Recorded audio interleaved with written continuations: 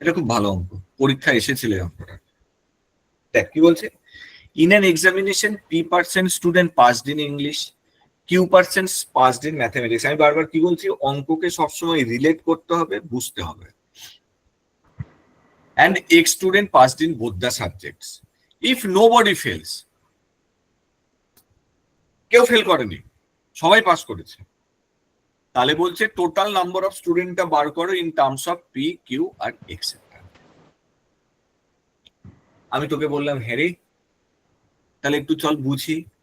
আগের অঙ্কটা তো আমরা করলাম, একই তো অঙ্ক, আগের অঙ্কটায় সংখ্যা দেয়া ছিল, এটা P, Q, X দেয়া আছে। আমি বললাম আগের অঙ্কটার সাথে পার্থক্য কর তো দেখি, কোথায় পার্থক্য আছে এই অঙ্কটার। তুই বলি কেন স্যার? দেখো ভালো করে, আগের অঙ্কটায় কত পার্সেন্ট ইংলিশে পাস করছিল, কত পার্সেন্ট অঙ্কে পাস করছিল দেয়া ছিল, কত পার্সেন্ট উভয় বিষয়ে পাস করছিল সেটাও দেয়া ছিল,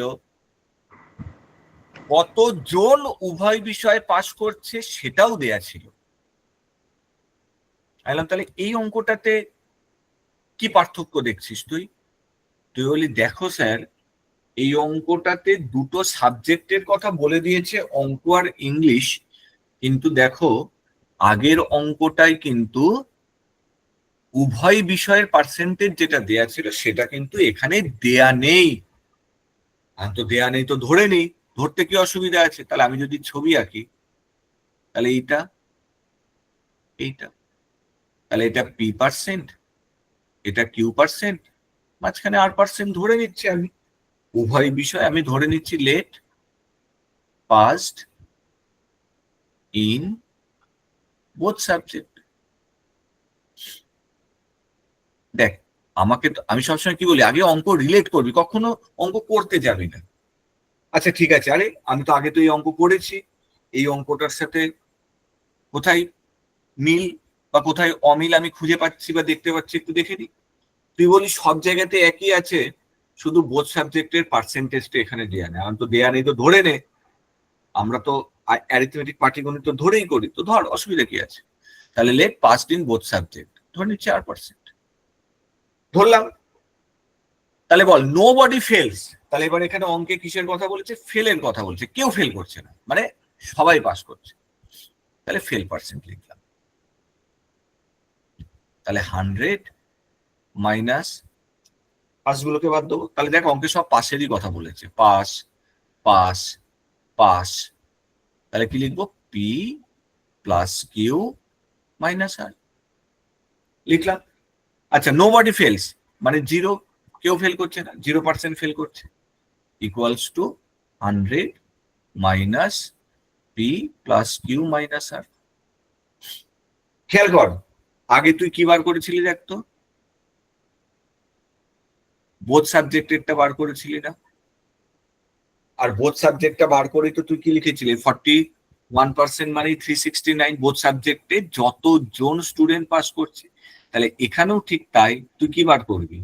কত পার্সেন্ট বোথ সাবজেক্টে পাস করেছে, আর যত পার্সেন্ট বোথ সাবজেক্টে পাস করেছে সেটাই তো তোর এক্স।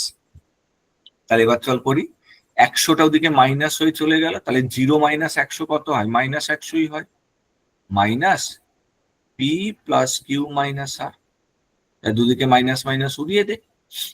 তাহলে বোথ সাবজেক্টটা কত ধরে নিয়েছিস?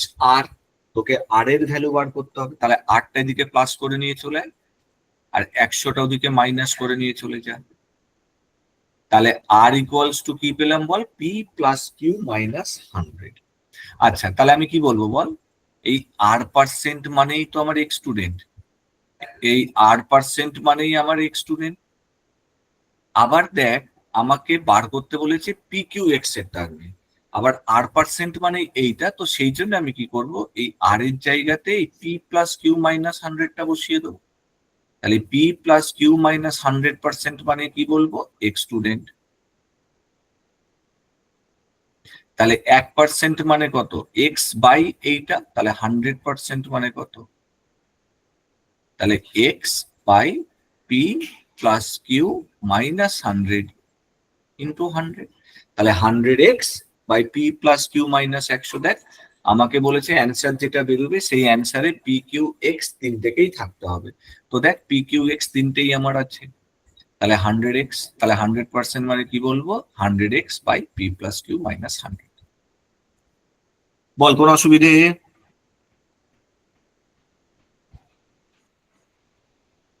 হ্যাঁ, ঠিক আছে স্যার। Okay sir. কাজে সবসময় অঙ্ককে